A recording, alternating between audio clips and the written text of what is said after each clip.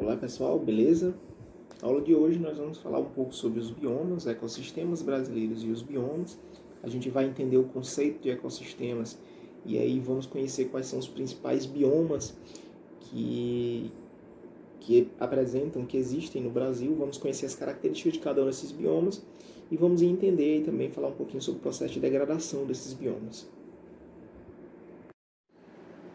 Pois vamos aqui, né? Hoje a gente vai ver conceito de ecossistema, na realidade relembrar o conceito de ecossistema, porque nós já estudamos isso lá no sexto ano, séries anteriores. Lembrando que o ecossistema nada mais é do que a união de todos os fatores vivos e não vivos que uma região apresenta. Mas como assim, professor? Os fatores vivos, pessoal, a gente chama fatores bióticos. Eles são representados pelos seres vivos que compõem o ambiente, as plantas e os animais. E os fatores não vivos são os fatores que a gente denomina fatores abióticos. Dentre eles nós temos a água, o ar, que é composto pelo oxigênio, as rochas, o solo e por aí vai. Os ecossistemas, eles são a união desses dois fatores, os fatores vivos e os fatores não vivos. Um ecossistema, ele nada mais é do que um ambiente, um local onde eu vou ter ali seres vivos convivendo com seres não vivos. Ou seja, seres bióticos convivendo com seres abióticos ou fatores bióticos convivendo com fatores abióticos. Dentro de ecossistemas, a gente vai falar sobre os principais biomas brasileiros, que são os principais ecossistemas que nós encontramos no Brasil. A gente vai conhecer as características de cada um desses ecossistemas. São eles: a Amazônia, o Cerrado, a Caatinga, o Pantanal e a Mata Atlântica. Nós vamos falar da constituição, composição atual, degradação e as características de cada um desses biomas, tá certo? Então, o que é bioma? Qual é o conceito de bioma? Os biomas, pessoal, são grandes estruturas ecológicas, né, com fisionomias distintas, características distintas, e eles são encontrados nos diversos continentes. São caracterizados principalmente por fatores que definem o clima, como é o caso da temperatura e a umidade, que é a quantidade de vapor de água, e as formações vegetais que constituem esse bioma. Quais são eles? Os principais biomas do Brasil são, como eu já falei, a floresta amazônica, localizada na região norte do Brasil, floresta pluvial costeira, também conhecido como floresta atlântica ou mata atlântica, que preenche a extensão do Rio Grande do Norte até o Rio Grande do Sul, todo o nosso litoral brasileiro. A floresta de araucárias, localizada na região sul do Brasil, o cerrado, que vai ser encontrado na região centro-oeste, os pampas, a caatinga, localizada no nordeste, floresta dos cocais, predominante aqui no Maranhão e no Piauí, o Pantanal mato-grossense e os manguezais. Esses aí são os principais biomas que nós vamos estudar, vamos conhecer as características de cada um deles de forma bem detalhada. Então, a classificação recente dos biomas brasileiros. Aqui, pessoal, a gente consegue ver a localização de cada um desses biomas. A gente consegue encontrar cada um desses biomas de forma bem detalhada. Então, veja, a zona costeira, né, que vai constituir a Mata Atlântica, o Cerrado, lá na região centro-oeste, por aí vai, certo? Então, cada um dos biomas e a sua localização. É importante a gente saber, professor? É importante. É importante a gente saber para a gente poder entender qual o bioma e a localização de cada um deles. Então vamos lá. O primeiro, floresta amazônica. A floresta amazônica está localizada na região norte do Brasil, uma floresta bastante densa, apresenta uma área de constituição bastante grande, né? Apesar de hoje ela ser bastante destruída, ser bastante devastada, principalmente pela questão das queimadas. Quem vem acompanhando os jornais aí vem se falando muito em uma questão de preservação e uma questão de preservação da nossa floresta, a floresta amazônica, porque é uma floresta bastante rica, é uma floresta bastante biodiversa, é uma floresta onde a gente consegue encontrar uma grande quantidade de espécies animais e vegetais. Inclusive, alguns estudos nos mostram que existe uma grande quantidade de espécies animais e vegetais na Amazônia que nunca foram catalogadas, ou seja, que nunca foram descobertas. Então, é ainda um local muito desconhecido pela ciência, né? pelo homem, por ser bastante densa e por ser bastante diversa, por apresentar uma grande área de extensão, certo? Então localiza-se no norte do Brasil. Na Amazônia é muito comum que ocorra uma grande precipitação, ou seja, chove muito. Lá a precipitação chega a ser superior a 1.800 milímetros por ano. É muito comum que a floresta amazônica, pessoal, faça muito calor durante o dia e durante o finalzinho da tarde, né? Geralmente no finalzinho da tarde, chove. Isso ocorre porque a umidade na floresta é muito grande, a quantidade de vapor de água que a floresta apresenta é muito grande. Isso faz com que esse vapor de água se precipite na atmosfera e acabe retornando na forma de chuva. É uma floresta que apresenta diversos estratos, né? Ou seja, de diferentes alturas. A gente encontra a mata de igapó, a gente encontra o teso e a gente encontra variações de plantas bem mais elevadas. O estrato mais alto ele localiza-se a 30 metros, entre 30 e 40 metros de altura acima do solo. As vegetações, as plantas vão apresentar raízes tabulares, né, que são raízes bem grossas, são responsáveis pela sustentação da planta, e elas se irrigam do caule da planta ali para poder dar sustentação, até porque o solo ele é muito frágil, né, ele é um solo muito mole devido à grande quantidade de água que ele apresenta, é um solo bastante encharcado. As aves mais conhecidas nessa região são as seringueiras, né, que são plantas da qual se extrai a borracha, muito comum durante determinado período do Brasil, aonde se extraía bastante látex para poder produzir a borracha, né, das seringueiras que é extraído esse material. Nessa região são abundantes também as epífitas, né, como é o caso das bromélias, que são aquelas plantas que necessitam estar sobre outras para poder sobreviver melhor. Geralmente as plantas que vão parasitar outras nessa região, o que elas buscam é a luz solar, né? Como é uma floresta muito densa, muito fechada, essas plantas elas não conseguem, essas plantas do extrato mais baixo, elas não conseguem pegar muita luz solar. Elas acabam subindo aí no caule de outras plantas e chegando a alturas maiores para poder tentar pegar um pouco dessa luminosidade, dessa luz solar. A região amazônica ela ostenta uma das maiores variedades de aves, de primatas, de roedores, jacarés, de sapos, de insetos, lagartos, peixes de água doce e outras espécies, né? Então é uma região bastante biodiversa, como eu falei para vocês. Estima-se que boa parte dos mamíferos que nós temos são encontrados nessa região.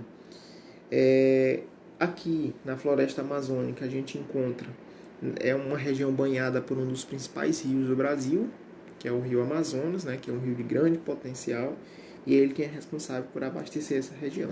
Aqui a gente tem uma imagenzinha que demonstra as plantas epífitas, né, que a gente tem uma bromélia, são aquelas plantas, como eu falei, parasitam outras plantas, mas simplesmente ali para poder captar uma maior quantidade de luz solar, nesse caso aqui na floresta amazônica. Aqui a gente tem um exemplo de raiz tabular, ó. São aquelas raízes escoras, né? São raízes que dão suporte para a planta. Na floresta amazônica a gente encontra uma grande quantidade de índios ainda é uma das regiões do Brasil onde a gente encontra grandes tribos de indígenas, inclusive algumas que nunca nem tiveram contato com a civilização humana. Então é muito comum nessa região. O próximo bioma é o Cerrado. O Cerrado, como eu falei, está localizado na região centro-oeste do Brasil. O Cerrado, uma característica bastante marcante das plantas do Cerrado é que as plantas elas apresentam uma casca bem grossa e apresentam geralmente troncos retorcidos. Essa casca grossa, esses troncos mais retorcidos e essa casca grossa, ela protege a planta principalmente durante o período de seca do Cerrado, que é quando ocorrem as queimadas naturais, né? Quando a temperatura é muito elevada, a vegetação acaba pegando fogo e aí essas plantas de casca grossa elas acabam sendo um pouco protegidas desse fogo, dessas queimadas. Lembre, são queimadas naturais que ocorrem por conta da elevação de temperatura. Portanto, as plantas que vivem nessa região elas já são adaptadas a essas queimadas, inclusive depois que essas queimadas cessam, a vegetação ressurge ali com um vigor bastante marcante. Então, árvores tortas, casca grossa, troncos retorcidos, é uma característica das plantas que são encontradas no cerrado. Geralmente as plantas são de estado herbáceo, né, de médio a baixo porte, e aí elas têm uma grande característica de armazenar água e nutrientes no seu caule para poder sobreviver aí aos períodos de seca. No Brasil, nós vamos encontrar o cerrado na região dos estados de Minas Gerais, de Goiás, Tocantins, Mato Grosso do Sul e em São Paulo e em algumas regiões do Paraná.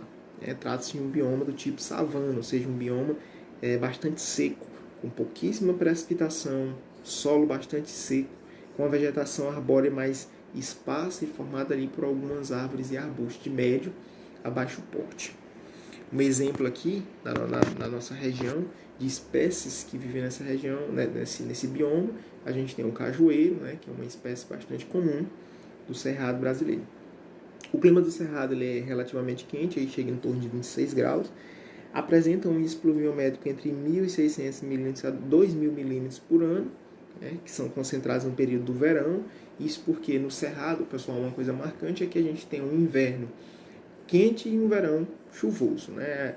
As estações estão invertidas no cerrado brasileiro. O solo ele é bastante pobre, é um solo geralmente ácido, né? E é pobre em minerais, o que dificulta a sobrevivência de alguns vegetais. Entre a diversidade de fauna, a gente tem aí principalmente invertebrados que vivem nessas regiões, os cupins, as formigas e as cortadeiras, conhecidas como saúvas, são espécies que representam a fauna do cerrado. Como eu falei agora há pouco, a gente tem uma imagem ali das queimadas que ocorrem naturalmente nessa região, isso por conta do excesso de temperatura, né? A temperatura se eleva muito, o solo bastante seco, a ausência de umidade, tudo isso faz com que as queimadas surjam. Essas queimadas elas são até relativamente benéficas à vegetação, elas acabam aí eliminando muitos insetos ou parasitas que acabam destruindo as plantas e acabam facilitando aí então o surgimento de uma nova camada no solo de materiais que vai favorecer o solo que é bastante pobre, fazendo com que essas plantas ressurjam aí. Atualmente, o cerrado ele contribui aí com mais de 70% da produção de carne bovina do país, né? Bastante voltado aí para a pecuária essa região. Isso porque o solo é muito ácido, então isso dificulta um pouco a realização da prática da agricultura. Então a pecuária ela é mais o forte dessa região. Ela é também um importante centro de produção de grãos, né? A soja, o feijão, o milho e arroz, que são espécies adaptadas no Brasil a pouca água e adaptadas aí a um solo mais pobre, conseguem sobreviver nessa região. Uma atividade secundária que é realizada nessa região é a extração da celulose. A caatinga. A caatinga é um bioma predominante de regiões bastante secas, índice pluviométrico baixíssimo, chega aí entre 250 e 1.000 milímetros por ano, então chove pouquíssimo, as temperaturas são bem elevadas, a gente consegue encontrar esse bioma no Ceará, no Rio Grande do Norte, na Paraíba, Pernambuco, Sergipe, Alagoas, Bahia, no Piauí e no norte de Minas Gerais. Veja que esse bioma ele é característico, né, bastante marcante no nordeste do Brasil. Isso porque é uma região que apresenta temperaturas bem mais elevadas do que as outras regiões. Nesse bioma nós vamos encontrar como característica plantas adaptadas a pouquíssima água, plantas que armazenam água no caule para poder sobreviver ao período de estiagem, que é o período de seca. O solo é bastante seco e bastante pedregoso. As vegetações adaptadas a esse solo são as xerófitas, né, que são plantas que conseguem sobreviver a ambientes bastante quentes. Esse bioma está localizado na faixa subequatorial, né? Portanto, isso justifica a temperatura muito elevada, né? A faixa equatorial ali é próximo da linha do Equador, são as regiões que apresentam maior temperatura, tá certo? E é uma região aí que hoje ocupa 10% da área total do território brasileiro.